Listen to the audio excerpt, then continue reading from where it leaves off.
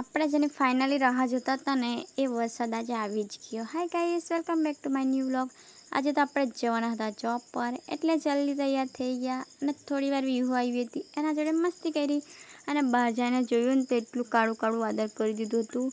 લાગે કે વરસાદ એમ છાંટા કરતું હતું, જોઈને લાગ્યું નહીં કે આવશે એમ, પણ આવી ગયો. સાચે જ બહુ જ આવ્યો પાછો. અને જ્યારે મેં જોબ પર જવા નીકળવાની હતી ને ત્યારે જ વરસાદ ચાલુ થઈ ગયો. હવે એવું જ થશે, જ્યારે જવાનું હોય ને નીકળવાનું હોય ને ત્યારે જ વરસાદ આવશે. એટલે પછી મેં થોડી વારમાં નીકળી ગઈ મહુવા જવા માટે ને મસ્ત એમ વરસાદ આવ્યો પછી તો એટલું મસ્ત વાતાવરણ થઈ ગયું કે પૂછવાનું, વ્યૂ પણ એક નંબર દેખાવા લાગ્યું. અને પછી મેં પહોંચી ગઈ મહુવા પહોંચી ગઈ. થોડી વાર બેસી એટલે બસ નહીં આવી એટલે રિક્ષામાં બેસી ગઈ. ઉતાવળ હતી, લેટ જ થઈ ગયેલું એક તો ઉપરથી.